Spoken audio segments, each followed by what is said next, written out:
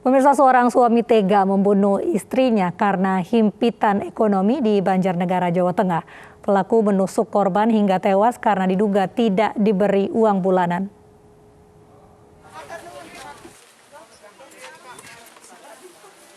Warga Banjarnegara, Jawa Tengah digemparkan dengan tewasnya Yohana, warga Desa Bakal, Kecamatan Bantur. Wanita berusia 21 tahun itu tewas usai dibunuh secara sadis oleh suaminya sendiri. Menurut saksi mata, pelaku Randy membunuh istrinya karena diduga tidak diberi jatah uang bulanan.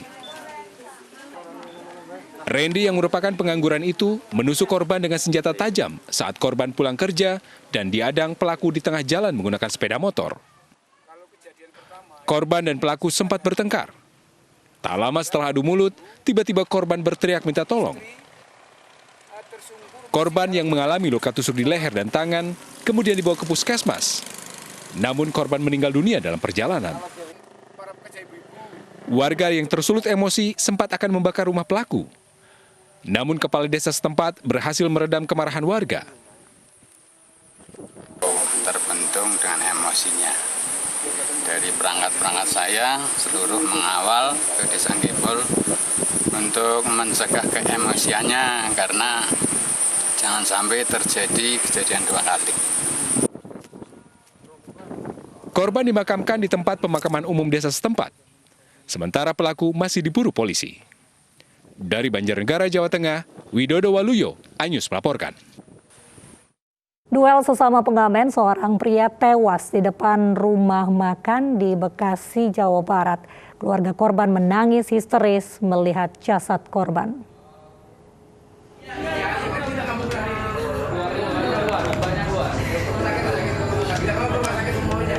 Perempuan ini menangis histeris melihat kerabatnya, Kristianto, tewas bersimbah darah. Sebelumnya, warga Jalan Rawa Indah, Bekasi, Jawa Barat digemparkan dengan tewasnya seorang pria di dalam rumah makan. Korban tewas adalah seorang pengamen. Diduga korban masuk ke rumah makan karena melarikan diri dari kejaran seorang pria. Selamat orangnya, korban. Dihabisinya di depan saya, Pak. Saya nggak tahu apa-apa. Itu dari mana, Pak, arahnya, Pak? Dari bawah. Dari bawah. Ya. Terus kalau pas lihat kejadiannya seperti apa, Pak? Ya, kejadiannya begitulah. Bawa saja, disabet berkali-kali, tusuk. Jenisnya apa tuh, Pak? Parang, Pak. Parang ya. Polisi langsung mendatangi tempat kejadian perkara dan mengidentifikasi korban. Polisi membawa jasad korban ke Rumah Sakit Polri Kramat Jati, Jakarta. Hingga kini, petugas gabungan masih mengejar pelaku yang sudah diketahui identitasnya. Dari Bekasi, Jawa Barat, Rahmat Hidayat, iNews melaporkan. 3 pekerja yang memperbaiki dermaga 4 Pelabuhan Merak, Cilegon, Banten terjatuh dari alat berat kren saat proses pengecoran. Seorang pekerja tewas di tempat, sedangkan 2 pekerja lain luka serius.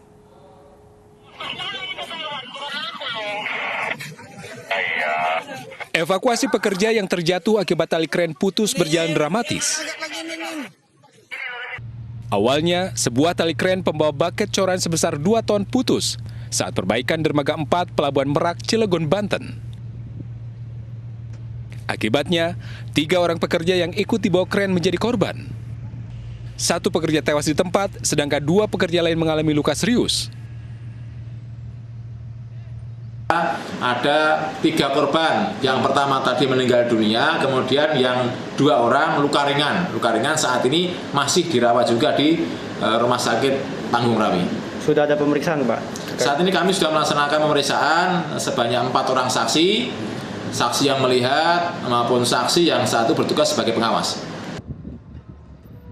Polisi menyelidiki apakah ada unsur kelalaian dalam peristiwa tersebut. Dari Cilegon, Banten, Iskandar Nasution, iNews melaporkan. Satuan Reskrim Polres Pematang Siantar, Sumatera Utara mengamankan pelaku teror tas bertuliskan "Awas ada bom". Pelaku mengaku hanya iseng menulis dan meletakkan tas yang sempat membuat heboh.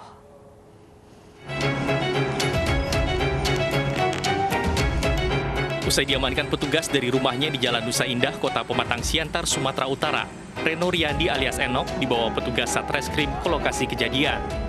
Pria pengangguran ini juga diminta menunjukkan lokasi mengambil batu dan meletakkan tas yang ditulis "Awas ada bom". Di hadapan petugas, pelaku mengaku hanya iseng melakukan aksi teror yang sempat membuat heboh warga Kota Pematang Siantar, Sumatera Utara. Tulis ada Bang, no. Kenapa? Kita iseng itu Bang. Iseng ya, iseng. Ya iseng ya. Sebelumnya, tim penyidik bahan peledak Polda Sumatera Utara mengevakuasi tas mencurigakan di persimpangan Jalan MH Sitorus dan Jalan Gunung Simaduk-Maduk, Pematang Siantar, Sumatera Utara, Senin kemarin. Petugas mengevakuasi barang mencurigakan ini secara manual dengan menggunakan alat deteksi logam. Namun setelah dibuka, tas mencurigakan ini hanya berisi bongkahan batu. Dari Pematang Siantar, Sumatera Utara, Dharma Setiawan, iNews melaporkan. Nekat memperdagangkan kulit harimau Sumatera, seorang pria di Riau ditangkap. Pelaku menjerat dan menembak, kemudian menguliti harimau untuk dijual.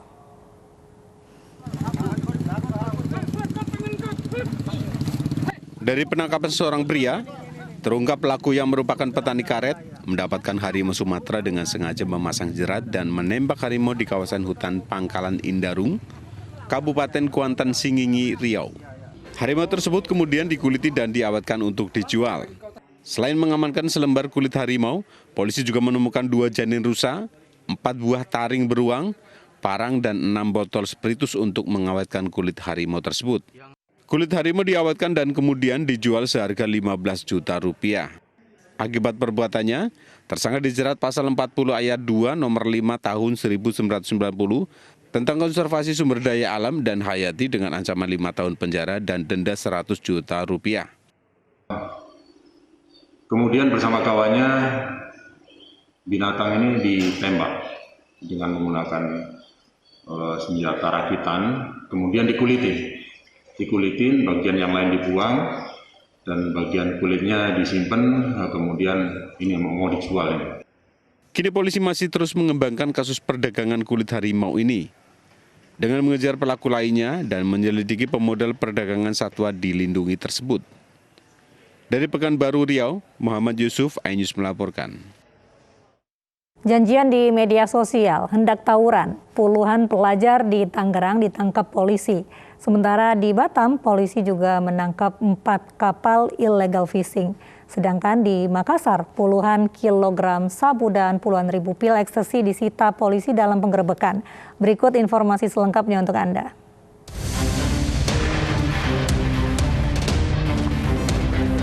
Polisi menyita 75 kg narkotika jenis sabu dan lebih dari 34.000 butir pil ekstasi dalam penggerebekan di 2 hotel berbeda di Kota Makassar, Sulawesi Selatan. Narkoba diketahui berasal dari jaringan antar negara Filipina-Malaysia yang masuk Indonesia melalui jalur laut dari Kota Surabaya, Jawa Timur. Dalam kasus ini, polisi membekuk 3 pelaku yang berperan sebagai pengedar dan kurir narkoba. Mereka mengaku telah 13 kali menyelundupkan narkoba untuk diedarkan ke 4 provinsi di Sulawesi. Akibat perbuatannya, ketiga pelaku yakni ABJ, SYF, dan FTR dijerat pasal berlapis dengan ancaman hukuman mati. Baharkam Polri menangkap 4 kapal asing yang melakukan illegal fishing di wilayah ZEE, Laut Natuna Utara. 4 nakoda dan 36 awak kapal berkebangsaan Vietnam turut ditangkap. Dalam penangkapan ini, 1 ton ikan hasil curian disita sebagai barang bukti. Polisi mengatakan masing-masing kapal diduga telah mencuri ikan hingga 20 ton per bulannya. Dan negara pun berpotensi mengalami kerugian hingga triliunan rupiah. Polisi menangkap 70 pelajar SMK yang kedapatan tengah berkumpul di Jalan Muhammad Yamin, Kota Tangerang, Banten. Para pelajar ini merupakan gabungan dari sejumlah sekolah di Jakarta dan Tangerang. Mereka janjian di media sosial, diketahui hendak tawuran menyerang salah satu sekolah swasta di Tangerang.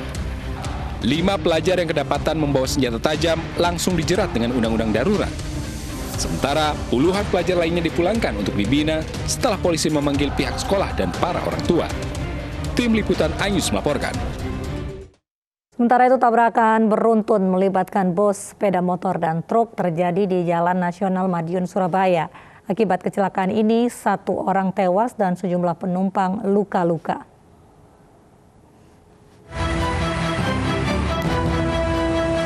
Kecelakaan melibatkan 3 kendaraan terjadi di Jalan Nasional Surabaya, tepatnya di Desa Pajaran, Kecamatan Saradan, Madiun, Jawa Timur. Kecelakaan bermula saat bus Sugeng Rahayu yang dikemudikan Sadar Vendra Kencana warga Sragen mencoba mendahului kendaraan di depannya. Namun, Ada sepeda motor di depannya, hingga supir tidak bisa mengendalikan laju kendaraan. Bus yang oleng kemudian menabrak truk yang sedang parkir di tepi jalan. Dan bus baru terhenti setelah menabrak pohon. Itu sekarang kondisi korban ada berapa nih?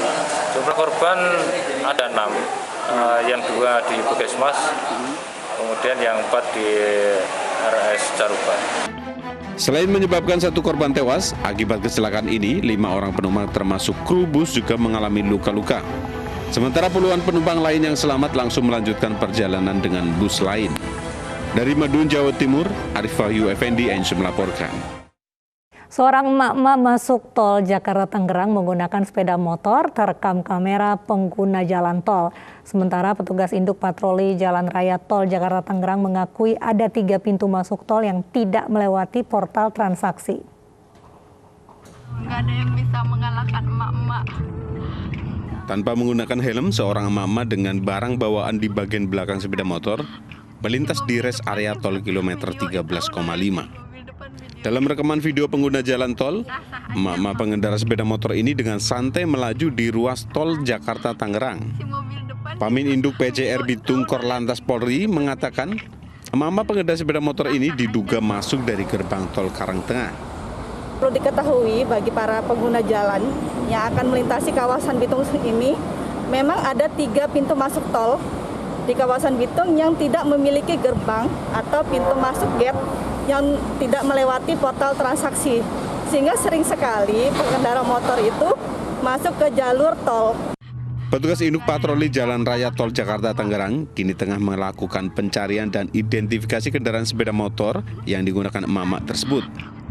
Nantinya akan diberi sanksi teguran agar tidak lagi mengulangi perbuatannya. Warga rebutan kursi tunggu saat antri vaksinasi COVID-19 di Muara Enim, Sumatera Selatan. Selengkapnya akan kami hadirkan usai jeda berikut.